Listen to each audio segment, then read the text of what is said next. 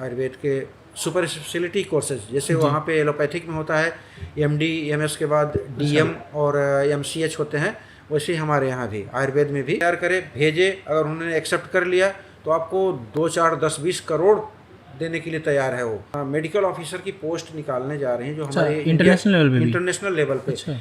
Ayush university में अभी meeting थी हमारी 11:30 बजे से, तो उसमें PG में और भी सब्जेक्ट बढ़ाए जा रहे हैं। सभी कॉलेजों को इनवाइट किया जा रहा है कि ज़्यादा से ज़्यादा सब्जेक्ट में देखिए, आपके अभी ग्रेजुएट होते होते बहुत कुछ। नमस्कार, आज हमारे साथ डॉक्टर DK मौर्य जी हैं, जो कि राजकीय आयुर्वेदिक कॉलेज लखनऊ के प्रिंसिपल हैं और ये अधीक्षक के पद पे भी हैं, और वर्तमान में ये faculty of Ayurveda Gorakhpur university के, जो गोरखपुर में आयुर्वेद यूनिवर्सिटी है, वहाँ के डीन भी हैं। और इन्होंने अपना MS जो है वो सालाके से किया है, IMS BHU से। तो आज इनसे हम जानेंगे कि कैसे आयुर्वेद पहले क्या था और आयुर्वेद अभी क्या है, और जो बच्चे अभी नए एडमिशन लेने वाले हैं उनके लिए फ्यूचर में आयुर्वेद में क्या अपॉर्चुनिटीज़ है। तो नमस्ते सर। सर पहले तो सर बहुत बहुत थैंक्स सर मेरे साथ मतलब ऐसे आने के लिए सर, और अपने इतने बिजी शेड्यूल से थोड़ा सा टाइम निकाल के देने के लिए। तो सर जैसे कि अभी नीट का पेपर हुआ है, तो नीट के पेपर के बाद कुछ बच्चे हैं जिनको MBBS में सिलेक्शन हो गया उनका। अब जिनका नहीं हो पाया है वो अपने फ्यूचर को लेकर थोड़ा सा चिंतित हैं कि आयुर्वेद में क्या करेंगे, आप पहले कैसा था, आप कैसा है। हालांकि गवर्नमेंट जो है कई सारी अपॉर्चुनिटी दे रही है, उसके बाद भी बच्चों को ये पता नहीं चल पा रहा है। सर तो मैं आपसे पूछना चाहूँगा सर, जब आप पहले आयुर्वेद में एडमिशन लिए थे तो सर आपके अंदर भी कुछ ऐसा होगा कन्फ्यूजन टाइप का कि MBBS मतलब आयुर्वेद में आए हैं ऐसे वैसे, और वहाँ से सर जो ये प्रिंसिपल बनने तक की जर्नी है, तो सर क्या आप बता सकते हैं बच्चों को, जिससे सर बच्चे थोड़े मोटिवेट हो सके और कुछ आइडिया ले सकें। जब 1995 में हमने, उस समय CPMT हुआ करता था जी सर। तो CPMT में के माध्यम से जब हम सिलेक्ट हुए जी। तो BMS मिला, वो मेरा पहला चांस था जी। पहली बार में ही हम सिलेक्ट हो गए। जी। BMS मिला तो गांव में तो बड़ी खुशी थी कि डॉक्टर बन गए। और इसी तरह हमारे एक गांव में एक पास में और थे जो राजकीय आयुर्वेदिक कॉलेज पीलीभीत से किए हुए थे BMS, वो मेडिकल ऑफिसर हो गए। जी। तो हम लोगों को ऐसा लगा कि हाँ बहुत अच्छी जो है BMS MBBS के बराबर है, और ये गेस्टेड पोस्ट है, क्लास 2 की पोस्ट है, और इसमें भी हम वैसा ही कर सकते हैं जैसा मेडिकल में MBBS करने के बाद कर सकते हैं। तो वो क्रम चलता हुआ BMS किए, फिर BMS करने के जैसे ही शुरुआत हुई तो उसमें थोड़ा सा ऐसा तो लगता था कि आयुर्वेद का है, कुछ जड़ी बूटियाँ हैं, थोड़ी बहुत ऐसे ही लोगों को कहने में, लेकिन लगा कि हाँ डॉक्टर बन रहे हैं। और डॉक्टर बनने का जो क्रम रहा, धीरे धीरे जैसे जैसे उसमें आगे बढ़ते गए हम, वो बहुत ही अच्छा लगता गया, क्योंकि इसमें केवल एक जो आयुर्वेद की जैसे कहा जाता है केवल संस्कृत पढ़ते हैं, जी। ऐसा नहीं। संस्कृत के साथ में हम लोग जो पढ़ते गए, जब उसमें मॉडर्न का पोर्शन आता गया, एनाटॉमी है, फिजियोलॉजी है, बायोकेमिस्ट्री है, उसके बाद जब सेकेंड ईयर में आए पैथोलॉजी, फार्माकोलॉजी, माइक्रोबायोलॉजी, ऐसे बहुत से ऐसी चीज़ें आती गई, जिसके बाद बहुत ही अच्छा इंटरेस्ट होता गया कि हाँ आयुर्वेद के साथ उसको हम एक दूसरे को कोलैबोरेट कर सकते हैं। और उसमें जो कहा जाता है कि सामंजस्य बैठाने का तरीका होता है आयुर्वेद और एलोपैथ को, क्योंकि एलोपैथ में जो ये जो होती हैं डायग्नोस्टिक टूल्स हैं जी। डायग्नोस्टिक टूल्स जो होते हैं वो आयुर्वेद के लिए बहुत ही हेल्पफुल होता है। हम डायग्नोसिस करें उसके माध्यम से और ट्रीटमेंट करें अपना, तो इसमें बहुत ही अच्छी सफलता मिलती है। फिर इसके बाद आगे बढ़ते हुए क्रम में जब आते हैं फाइनल ईयर में, अब जो है जो पैटर्न चल रहा है 1.5 ईयर का, तो कहा जाए कि फाइनल ईयर में पहले होता था, हम 5 साल की डिग्री वाले थे, जी। 1-1 साल के 5, तो लंबा तो लगता था लेकिन सीखने को खूब मिलता था। अभी भी लोग जिला अस्पताल में भी जाकर सीखते हैं, आयुर्वेद कॉलेज में भी बहुत ही अच्छी अब सुविधाएं हो गई हैं। पहले हमारे टाइम पे जब हम उस समय पढ़ते थे 1985 में, तब सुविधाएं कम थी, लेकिन अब देखा जाए कि सभी आयुर्वेद कॉलेज में इतनी अच्छी सुविधाएं, चिकित्सक हैं और मेडिसिन्स हैं, जांच करने की सुविधाएं इतनी हैं। तो हमें लगता है कि बच्चों को, जो छात्र अगर इसमें आने पर कुछ थोड़ा सा डिमोरलाइज होते हैं, हम उनको कहना चाहेंगे कि ये बहुत ही अच्छा है। अगर आप इसमें भी करना चाहें तो बहुत ही अच्छा रास्ता है। और उसके बाद हम इंटर्नशिप किए, इंटर्नशिप के बाद पोस्ट ग्रेजुएशन का सिलेक्शन BHU में हो गया। उसमें भी हमें सालाक्य मिला, जिसमें सालाक्य में ऑप्थेल्मोलॉजी, ENT और ओरोडेंटल साइंस, ये 3 चीज़ें होती हैं। हमारी स्पेशलिटी रही डेंटिस्ट्री की, अच्छा। तो डेंटिस्ट्री भी हम बहुत ही अच्छा सीखे, और अब भी जब भी हमें मौका मिलता है मरीज़ देखने का करते भी हैं। और जहाँ भी हम रहे हैं प्रिंसिपल के रूप में, वहाँ सब जगह डेंटिस्ट्री का सब सेटअप हमने करवा दिया है। जी। उसी तरह हम कहेंगे कि जो सभी छात्रों के लिए इसको बहुत ही अच्छा है। बीएमएस करने के बाद भी है, उसके बाद अगर पीजी कर लें तो बहुत ही अच्छी बात है। और बीएमएस करने के बाद कई ढेर सारे रास्ते निकल आते हैं, अपनी प्रैक्टिस करें, एंटरप्रेन्योरशिप में हो, जो फार्मास्यूटिकल कंपनी में है जी। उनमें जा सकते हैं। तो इस तरह से ढेर सारे रास्ते होते हैं कहीं, और किसी से हम अपने को कमतर न समझें। जी, जी। जहाँ भी हो उसमें आगे बढ़ते रहें और अपने को एक बहुत ही अच्छा चिकित्सक के रूप में बनाएं।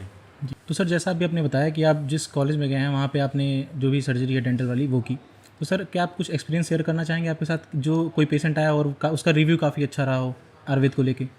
अब एक ऐसे हम कह सकते हैं कि अगर हम टोटल जी। आयुर्वेद को लेकर के देखें, हमारे जो आयुर्वेद में किसी भी पेशेंट के लिए पंचकर्म चिकित्सा, जी। और पंचकर्म चिकित्सा एक ऐसे हमारी जो विधि है, और वो कहें कि आयुर्वेद के हमारे जो मनीषियों ने हमें दिया है, जी। उस सभी बीमारियों के लिए फिट बैठता है। चाहे वो काय चिकित्सा का मरीज होता है, जनरल पेशेंट जिसको कहते हैं, जी।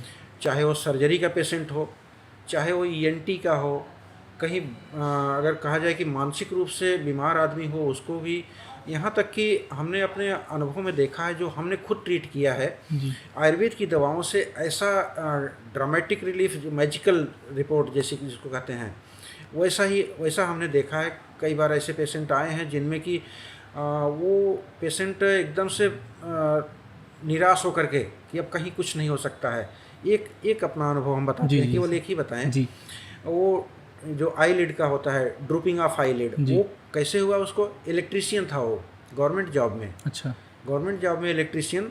वो उसको काम करते समय शॉक लग गया होगा, जो भी इलेक्ट्रिक का करंट, उसके बाद उसकी ऊपर की आँख, पलक, आईलिड जिसको कहते हैं, अभी आप लोग पढ़ेंगे तो उसमें देखेंगे, जो भी हमारे छात्र हैं पढ़ें देखें कि ड्रूपिंग ऑफ आईलिड के काजेज क्या क्या हैं। जी सर। उसमें ये भी है एक इलेक्ट्रिकल शॉक, उसके कारण जो है एक आँख की उसकी पलक उठना बंद हो गई थी।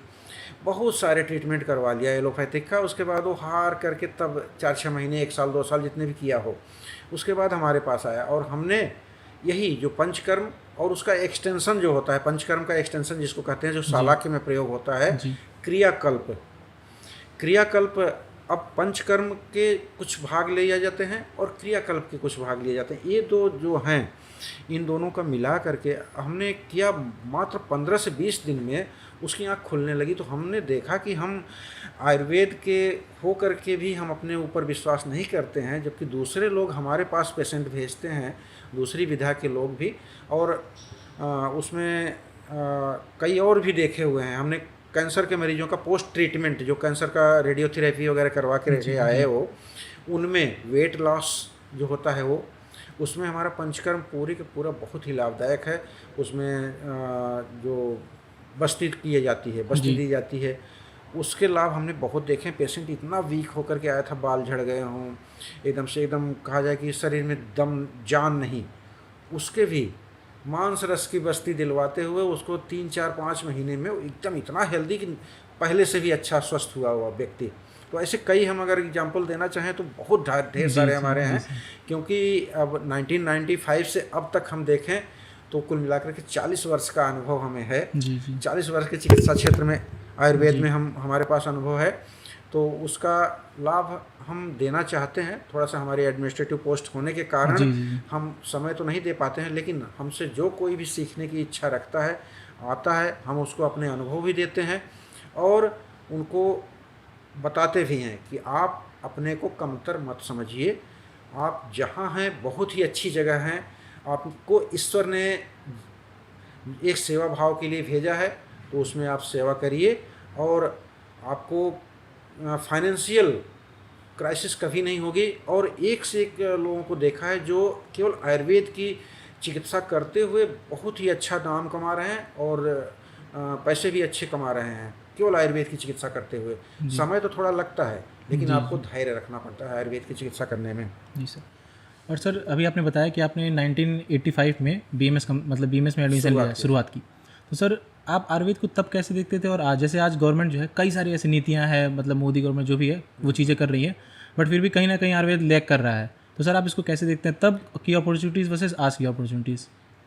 अब उस समय जब हमने एडमिशन लिया था तब तो एक केवल था कि गवर्नमेंट जॉब करे, नहीं तो फिर जी, प्रैक्टिस में आए। प्रैक्टिस के लिए जी। बस दो ही रास्ते होते थे। लेकिन अब गवर्नमेंट की, सेंट्रल गवर्नमेंट की जो स्कीम अब इतनी अच्छी आई हुई हैं कि आप एक ग्रेजुएट बन करके सिंपली केवल मेडिसिनल प्लांट का जी फार्म, मतलब जो फार्म हाउस कहा जाए, जी जी मेडिसिनल जी, प्लांट की खेती करना खेती शुरू कर करके जी दीजिए। सर। उसको लेने के लिए, क्योंकि आप आपके जो प्लांट होंगे मेडिसिनल प्लांट, वो एकदम कहा जाए कि प्योरिटी उसमें होगी, और कंपनियां बहुत ज़्यादा उसके लिए आपको इच्छुक होंगी कि आपसे ली जाएं। और कहा जाए एक जो इंटरनेशनल लेवल पे अब का इस समय है, इंटरनेशनल लेवल पर भी आयुर्वेद के कई ऐसे कंट्री हैं जहां वो अपने यहाँ मेडिकल ऑफिसर की पोस्ट निकालने जा रहे हैं, जो अच्छा, हमारे इंडिया इंटरनेशनल लेवल पे भी? इंटरनेशनल लेवल पे अच्छा। कई देशों के आए हैं, अमेरिका के आए हैं, यूके के आए हैं।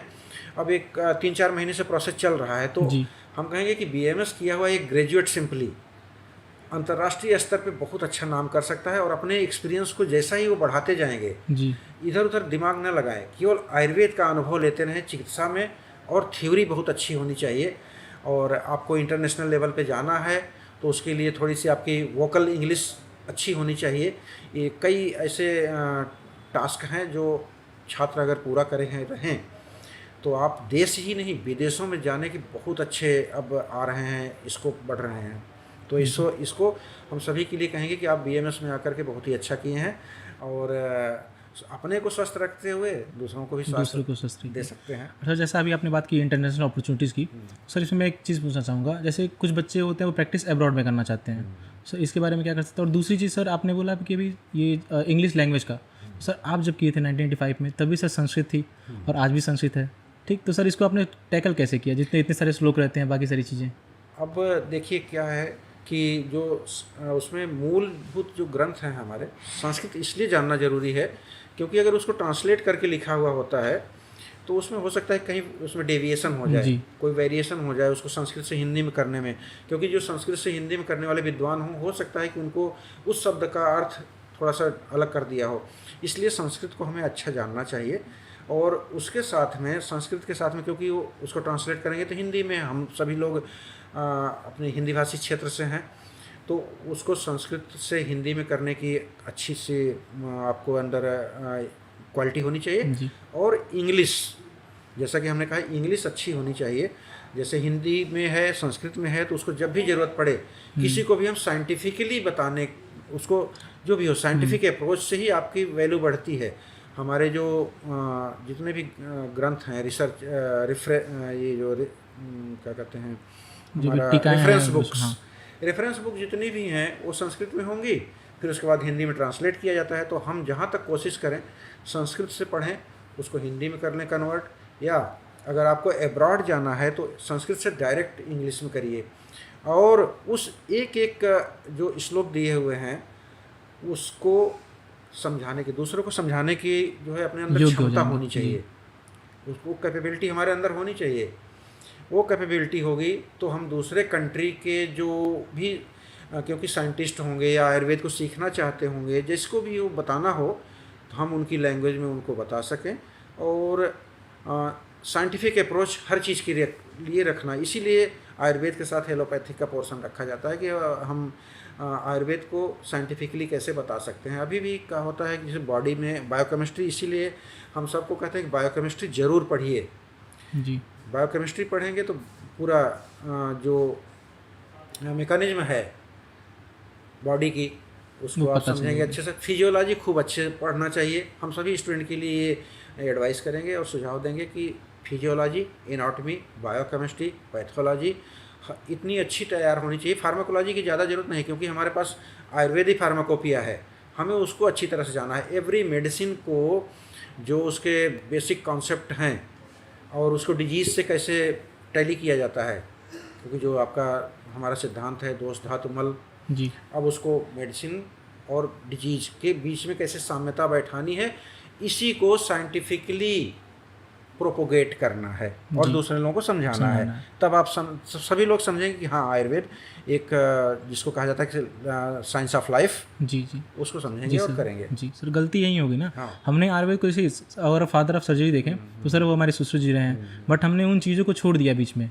तो हमने अब हम क्या करें, साइंटिफिकली प्रूव नहीं कर पा रहे हैं कई चीज़ों को।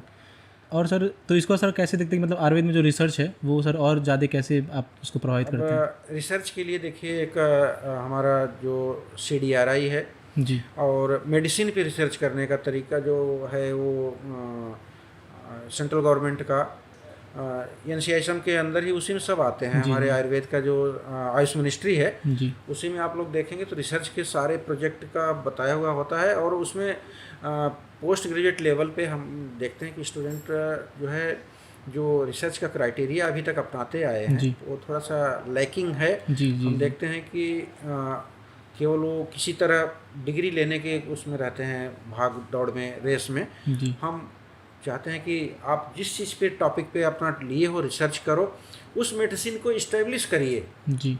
इस्टेब्लिश करना ज़रूरी होता है। जैसे हमारा द्रव्यगुण विभाग है, रसशास्त्र विभाग है, ये दो बहुत ही मुख्य होते हैं।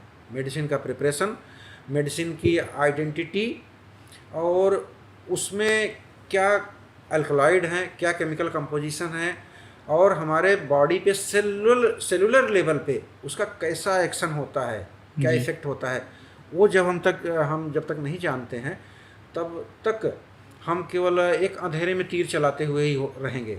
तो सेलुलर लेवल पे क्या इफ़ेक्ट पड़ता है आयुर्वेदिक मेडिसिन का डिजीज़ पे, हम जो दे रहे हैं सेलुलर लेवल, क्योंकि आज पूरा वर्ल्ड जो है साइंस का ज़माना है, तो हर मेडिसिन को, हर डिजीज़ को सेलुलर लेवल पे टेस्ट किया जाता है।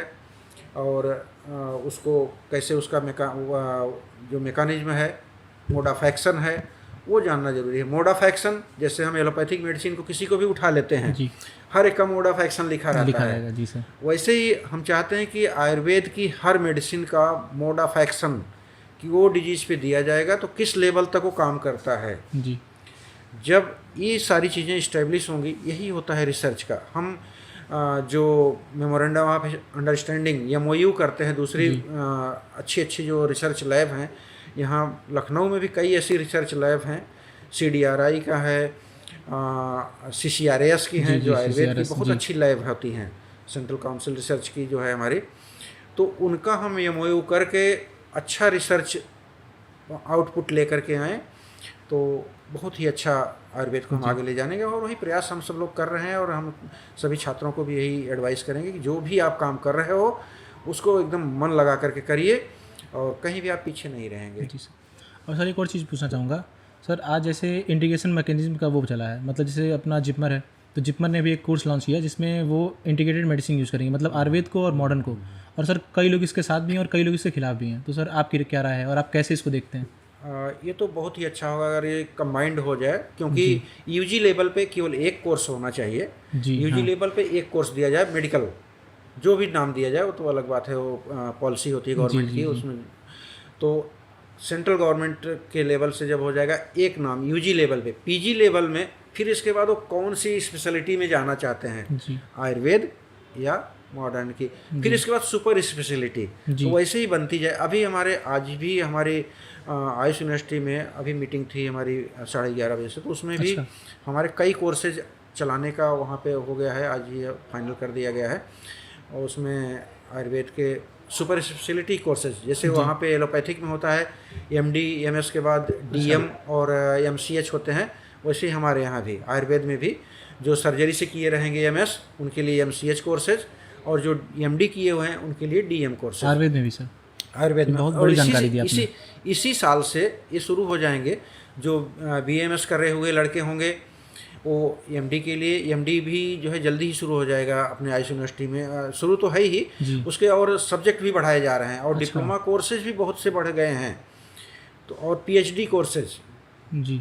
तो अच्छा हुआ आप लोगों ने हमारा एक इंटरव्यू रखा, जिसमें कि हम आपका क्वेश्चन ही रहा, अच्छा हुआ कि इस तरफ ले आए घुमा करके हमें।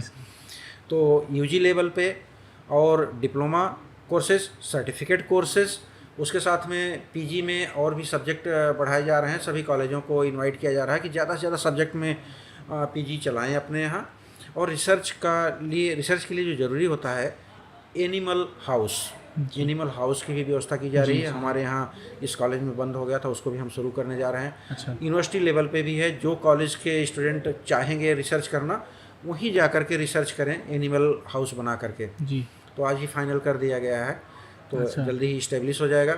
उसके बाद और एमडीएमएस करने के बाद post graduate super speciality courses के लिए जी। एमसीएच और डीएम DM। ये कोर्सेज शुरू होने जा रहे हैं हमारे आयुष विश्वविद्यालय में। तो ये बहुत ही अच्छी बात है। यही तो है अपॉर्चुनिटी, जितनी मिलती जाएगी, जितने आप इस एकदम विशेषज्ञ अच्छे बनते जाएंगे, तो आप सेवाएं देने में, कहीं भी आपकी सेवाएं लेने के लिए तो हर कोई हाथ बढ़ा रहा है। जी। एलोपैथिक वाले भी चाहते हैं कि उनको आपका ज्ञान मिल जाए, लेकिन वो शॉर्ट कट रास्ता निकालना चाहते हैं, लेकिन हम ऐसा नहीं करने देंगे।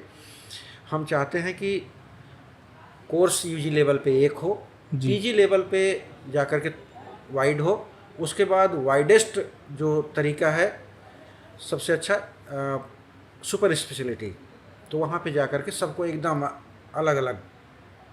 तो आप अपने को तैयार रखिए, आगे इसी तरह और भी रास्ते मिलते रहेंगे, बहुत से अच्छे ऐसे मौके मिलेंगे।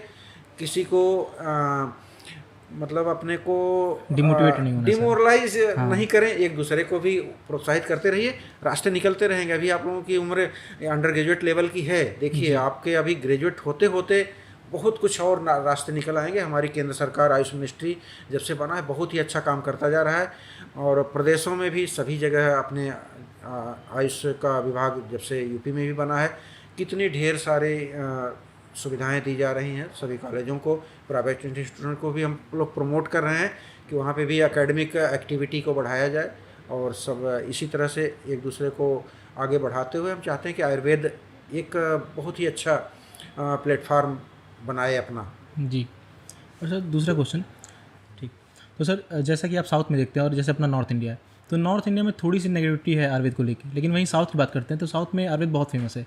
जैसा कि भी एक किसी कंट्री के, मुझे नाम नहीं याद आ रहा, वहाँ के प्रेसिडेंट थे, उनकी बेटी की आई सर्जरी होने की वजह से वो शायद प्रॉब्लम हो गई थी, तो मोदी जी ने भी इसका जिक्र किया था कि वो केरल से अपना इलाज कराएं तो उनकी आंखों की मतलब रोशनी आ गई। तो सर आप साउथ इंडिया और नॉर्थ इंडिया कैसे कंपेयर और कैसे आप देखते हैं कि क्या वो अच्छा कर रहे हैं और क्या हम लैग कर जा रहे हैं कि उतना हम मॉडर्न में मतलब वो नहीं आयुर्वेद में? अब ये देखा जाए कि जो साउथ इंडिया में है, पंचकर्म बहुत ही डेवलप्ड फॉर्म में है उनकी।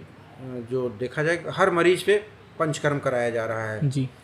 पंचकर्म अगर हम यहाँ पे भी करने का कोशिश कर रहे हैं, प्रयास कर रहे हैं कि पंचकर्म के ही माध्यम से, क्योंकि हम कोई भी मेडिसिन देंगे शरीर का शोधन होना जरूरी है जी। आंतरिक और बाह्य। जब उस शरीर का शोधन होता है तभी तो कोई मेडिसिन काम करेगी। अगर घड़ा चिकना होगा तो कहाँ पे उसमें दवाई काम करेगी? कोई नहीं दवाई काम करेगी। तो इसीलिए ज़रूरी होता है कि शोधन करना। अब वहाँ पे हम भी एक 7-8 साल पहले गए थे। अच्छा।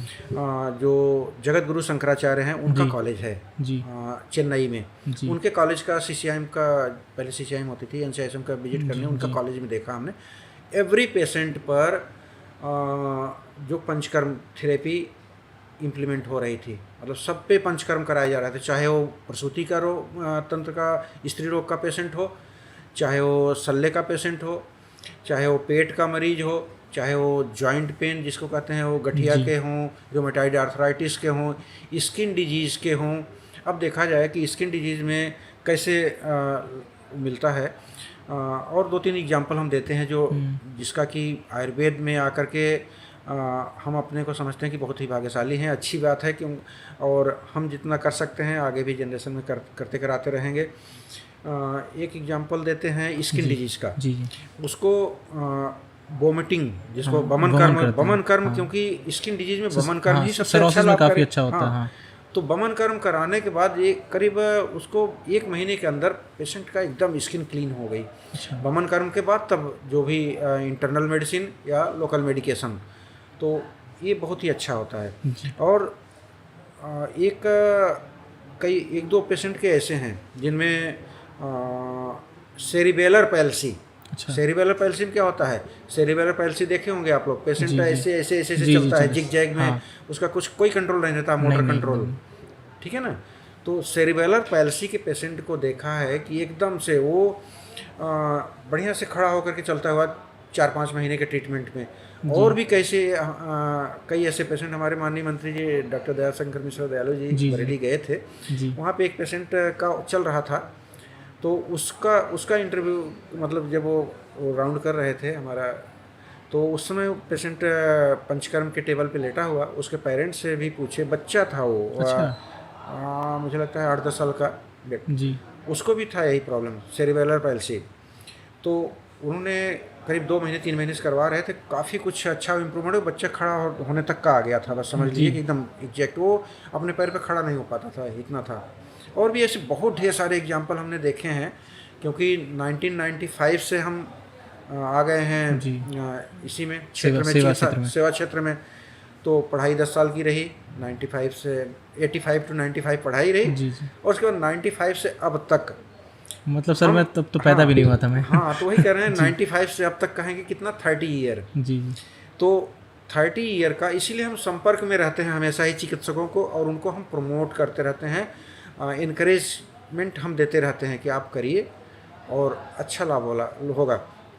तो इस ढंग से जब लोगों को इनकरेजमेंट मिलता है, हमारे जो फिजिशियन होते हैं, सर्जन होते हैं आयुर्वेद के, उनको अगर इनकरेजमेंट मिलता है तो वो और भी अच्छा करने के लिए प्रोत्साहित होते हैं। हम प्रोत्साहन देना बहुत अच्छी बात मानते हैं, और काम जो अगर करता है जी। तो उसकी हम तारीफ़ करना जी, भी जी, हमारे जी, मन में है कि हम हमेशा तारीफ़ करते हैं। थोड़ी सी कमी अगर रह गई हो किसी में तो पूरा कर लिया जाता है, क्योंकि अगर कोई भी काम कर रहा हो कोई, तो उसमें थोड़ी बहुत कमियां तो कमियां, हाँ रहेंगी, जी। ऐसा तो है नहीं कि वो परफेक्ट कुछ नहीं होता। परफेक्ट कुछ नहीं होता है। ईश्वर भी होते हैं तो वो भी परफेक्ट नहीं है, कहीं न कहीं कमी उनमें भी जी। होती है, वो मानते भी हैं। जी। भगवान श्री कृष्ण ने माना ही है जी, जी सर। कि प्रत्येक आदमी जो है संपूर्ण नहीं नहीं, है। नहीं। तो इस ढंग से बहुत से ढेर सारे ऐसे एग्जाम्पल्स हम दें जिनमें कि आयुर्वेद ही सफलता देने वाला होता है चिकित्सा के क्षेत्र में। तो आप लोग भी ऐसे ही करते रहिए और आगे बढ़ते रहिए। अब पहले से और अब में ज़मीन आसमान का अंतर जी, है। जी सर, ये तो हम देख जब रहा हूँ। पढ़ना शुरू किए थे तब और अब जहाँ देखते हैं अब, तो तब और अब में ज़मीन आसमान का अंतर कहा जाए। जी। ठीक है, पढ़ाई में, उसकी क्वालिटी में और रिसर्च में, इसके बाद उसके जो जो भी सर- ट्रीटमेंट का तरीका है, जो गवर्नमेंट का हेल्प हाँ, मिला वो भी। गवर्नमेंट की हेल्प जो मिल रहे हैं चिकित्सकों को, वो कई ऐसे क्षेत्र हैं जहाँ की पढ़ने के बाद खूब स्कोप है। आप नौकरी करिए, अपना बिजनेस करिए, प्रैक्टिस करिए, अपनी कंपनी खोलिए। जी, जी।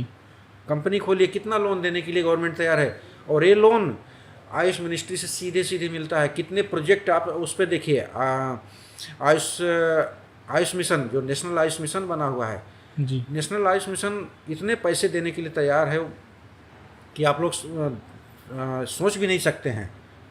कोई भी एक ग्रेजुएट हो, वहाँ से एक प्रोजेक्ट तैयार करे, भेजे, अगर उन्होंने एक्सेप्ट कर लिया तो आपको 2, 4, 10, 20 करोड़ देने के लिए तैयार है वो, और विदाउट रिफंड एकदम। अच्छा।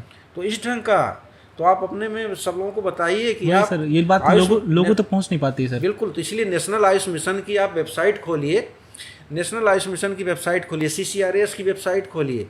आप जब वेबसाइट पे जाएंगे तो इतने ढेर सारे प्रोजेक्ट हैं, पेज वाइज मैं बता दूंगा किस पेज पे कौन सा दिया हुआ है।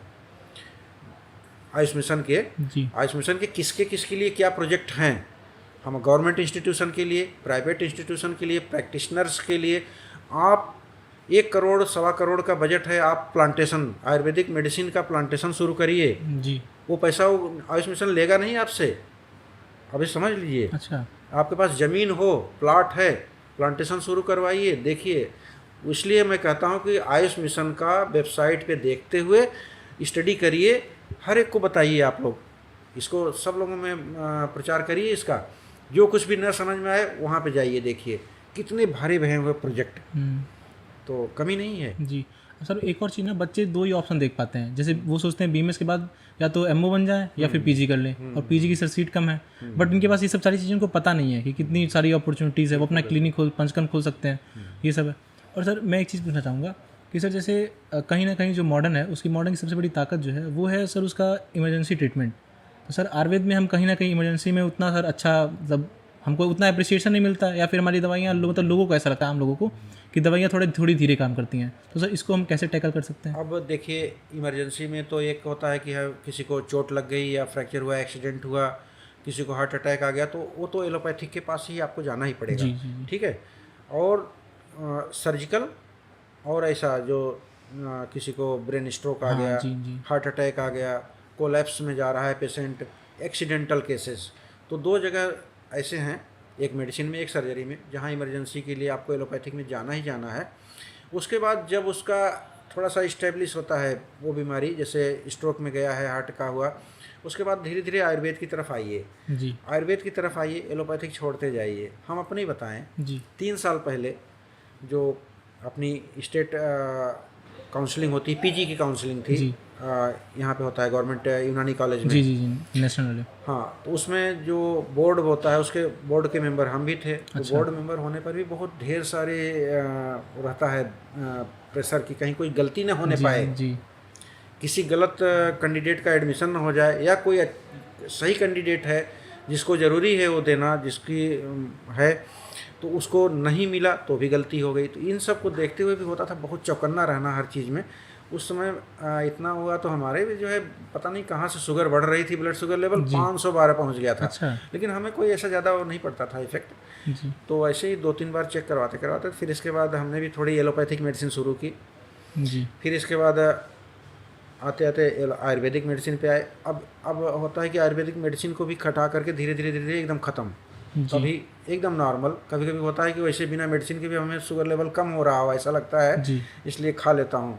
जी तो देखिए क्या है, जहाँ पे भी ऐसी चीज़ें हैं, चाहे वो पेट की बीमारी हो, लीवर का डिसऑर्डर हो, किडनी की कुछ ऐसी प्रॉब्लम्स हैं जहाँ आपका आयुर्वेद ही आयुर्वेद है। जी जी अगर ये जो है बंधत्व, जिसको बंधत्व महिलाओं में, जी जिसमें कि उनमें कंसेप्शन नहीं होता है, उसमें भी आयुर्वेद बहुत सफल है। तो आप ग्रेजुएट लेवल पे भी एक मेडिसिन को पकड़िए, जी। एक डिजीज को पकड़िए। हाँ, ऐसे बहुत से फिजिशियन देखा है हमने हम्म, कि एक मेडिसिन को पकड़ लिया, एक बीमारी को पकड़ लिया, अब उसी में उनका नाम हो रहा है। एक बनारस में है संतोष करके डॉक्टर, वो शायद बरेली का ग्रेजुएट है। अच्छा। इस समय आयुर्वेद की प्रैक्टिस पता नहीं कहाँ कहाँ से वो जो है उसके पास पेशेंट आ रहे हैं। जी ऐसे ही हैं, हर शहर में देखेंगे 2-4 लोग जरूर होते हैं। एक आपके हैं यहीं पे डॉक्टर विनोद सिंह, हाँ। घर पे प्योर प्रैक्टिस करते हैं आयुर्वेद की। अच्छा। कह रहे हैं कि शुरू में तो लगा था ऐसा, लेकिन अब उनके यहाँ भी इतने मरीज होते हैं और काफ़ी रिनाउंड हो गए हैं। वो भी हैं यहीं, आप लोगों को पढ़ाते होंगे। अच्छा, संतोष सर। विनोद सर। हाँ। अच्छा। अभी तो क्योंकि यहाँ पे कॉन्ट्रैक्ट बेसिस पे है ना वो, जी जी जी इसलिए वो शाम के टाइम में प्रैक्टिस करते हैं। अभी तो उनका रिन्यूअल अभी नहीं हुआ है, जी लेकिन वो हमें बताने लगे कि वो प्योर आयुर्वेद की प्रैक्टिस कर रहे हैं। तो ऐसे ही आयुर्वेद की जो प्रैक्टिस करने वाले हैं प्योर, थोड़ा समय देना पड़ेगा, मेहनत करनी पड़ती है कि मेडिसिन की प्योरिटी हो और आपको कंफर्म डायग्नोसिस की तरफ की एक तरफ जाइए कि वो बीमारी वही है। जब बीमारी और मेडिसिन दोनों एक साथ मिल जाएंगे, सही सही हो गया, 2-3 डोज में ही पता चल जाता है कि यहाँ कितना अच्छा रिजल्ट आ रहा है और हम सही जगह पे हैं। तो यही पहचान करना स्किल है। तो हम कहते हैं स्किल डेवलपमेंट होना चाहिए। थ्योरी तो होना ही चाहिए, थ्योरी आपकी स्ट्रांग होनी चाहिए, लेकिन उसके साथ स्किल डेवलपमेंट के लिए है जितना ज़्यादा से ज़्यादा आपका एक्सपोजर होगा मरीज के साथ, जी मरीज के साथ जितना एक्सपोजर होगा उतना ही आपका खुलेगा, जी, जितनी सोचने की हिस्ट्री ले पाएंगे उतना अच्छा वो सोचने की क्षमता बढ़ेगी। आप कितना वाइड सोच पाते हैं, उस एक बीमारी पे कितने ढंग से सोचते हैं, ठीक है ना। जितने तरीके से सोचेंगे उतना ही उसका फिर एक्सट्रैक्ट निकल के आएगा, है ना। एक्सट्रैक्ट निकलता है, कोई भी चीज़ का निकालो एक्सट्रैक्ट तो इतना सा निकलता है ना। जी तो वैसे ही एक्सट्रैक्ट निकालना है। एक्सट्रैक्ट निकालने के बाद आप मरीज को शुरू करिए और कॉन्फिडेंस में, उसको कॉन्फिडेंस में लीजिए। मरीज को सबसे इम्पोर्टेंट ये होता है, कॉन्फिडेंस में ले नहीं पाते हैं लोग। बहुत बार देखा गया है, मरीज आया एक बार, थोड़ी इधर उधर की दवाई लिया और इसके बाद चला गया। तो ज़्यादातर तो ऐसे ही मरीज आते हैं। नए मरीज तो बहुत कम ही आने को कोशिश करते हैं आयुर्वेद में, अभी हमारे यहीं लखनऊ अपने आयुर्वेद कॉलेज में जी जी बहुत ही दूर दूर से मरीज आ रहे हैं, जी। अच्छा। बहुत दूर हाँ दूर सर, से आते ओपीडी में हैं। संख्या बढ़ गई हाँ, सर ओपीडी में काफ़ी। संख्या बढ़ गई, 500 के ऊपर जा रहा है, अब जी, धीरे रोज धीरे पर डे बढ़ेगी, का। अब जी। बढ़ेगी, क्योंकि हम वो सब कुछ चीज़ें कार्यरत हैं उसके हाँ लिए। हैं जी जो, क्योंकि हम सबको प्रोत्साहित करना जानते हैं, जी चाहते हैं कि सब मन से काम करें, किसी को कोई डिमोरलाइजेशन नहीं, कहीं ह्यूमिलिएशन नहीं, हम्म, दोनों अलग अलग चीज़ें हैं, हम्म। ठीक है ना। ह्यूमिलिएशन भी नहीं होना चाहिए, डिमोरलाइजेशन भी नहीं होना चाहिए। वो सर जैसा कि सर आप वर्तमान में तो आरएसी में हैं, इसके पहले सर आप बरेली में थे। सर जब आप नए नए यहाँ पे आए थे तो लोगों के बीच काफ़ी वो था कि नए नए सर आ रहे हैं, ये मतलब थोड़े ज़्यादा वो क्या एग्रेसिव हैं, वो थोड़े से मतलब डर का माहौल था सर। तो इसको आपने कैसे टैकल किया? देखिए, हम कभी किसी को नहीं डराए हैं। आप हमारे पिछले कार्यकाल को देख लीजिए, बरेली का ही देखिए। जी डराना नहीं, हमारा काम, हमारा उद्देश्य है काम करवाना। जी काम कराने के लिए जो भी तरीका अपनाना पड़े वो करेंगे, जी सर। तो उसको जो लोग समझ लें जैसा भी है। जी जी काम करना है। हम जिस उद्देश्य के लिए इंस्टीट्यूट में आए हैं, जी। इस क्षेत्र में आए हैं, कहा जाए कि सरकारी नौकरी में हैं, तो हमारा उद्देश्य जो हो वो पूरा होना चाहिए, जी और सर। कुछ भी नहीं, दूसरा उद्देश्य कहीं कोई नहीं। हर व्यक्ति को, हर कर्मचारी को, हर डॉक्टर को हम यही कहते हैं, आप जिसके लिए बने हो वो करो। जी। आप छात्र हैं तो पढ़ाई पढ़ाई करो करिए, अपनी। जी है ना। अगर एक स्वच्छक है, सफाई कर्मचारी है, सफाई करेगा। माली है तो माली अपना काम करे। जी। अगर वो काम अपना नहीं करता है तो क्यों है, जी जाहिर सी बात है। जाहिर सी बात है ना, वो है क्यों यहाँ, तो उसकी सेवाएं समाप्त कर दी जाए। जी सर। जब आप अपनी सेवाएं नहीं दे रहे हो तो क्यों हो। सरकार का यही है, भाई काम करो, वेतन लो। और ये तो सभी लोग एक शपथ पत्र दे के आते हैं ना, जी सरकारी सेवा में आते हैं, शपथ पत्र देते हैं। जी जो जिस चीज़ के लिए हमारी नियुक्ति हो रही है उसके प्रति हम अवॉइड, जी क्या कहते हैं उसको, अवॉइड विथ दैट जॉब, जी। वचनबद्ध हूँ। हाँ शपथ पत्र दे करके आते हैं, एफिडेविट पे, नोटराइज्ड अच्छा। एफिडेविट पर लिख करके आते हैं लोग। और संपत्तियों की घोषणा करनी होती है।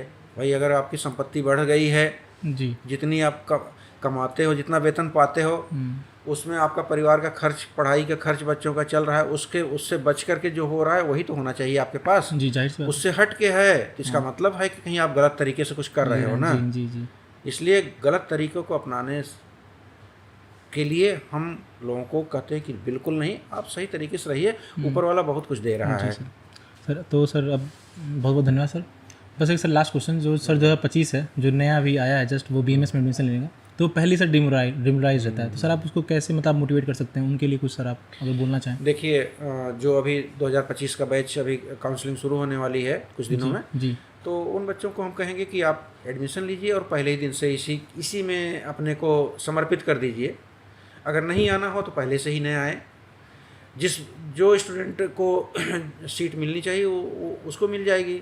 अगर नहीं आना चाहते हैं तो नहीं आए, और आना है, आ गए तो उसी में समर्पित होकर के करें। बहुत ही अच्छा स्कोप है, कोई ऐसा डरने की, घबराने की बात नहीं है। दुनिया खुली हुई है, जो आप जितना करना चाहेंगे उसके लिए रास्ते खुले हुए हैं। जी। तो ये नहीं कि हम केवल यहाँ सरकारी नौकरी में बैठे हुए हैं इसलिए हम ऐसा कर रहे हैं।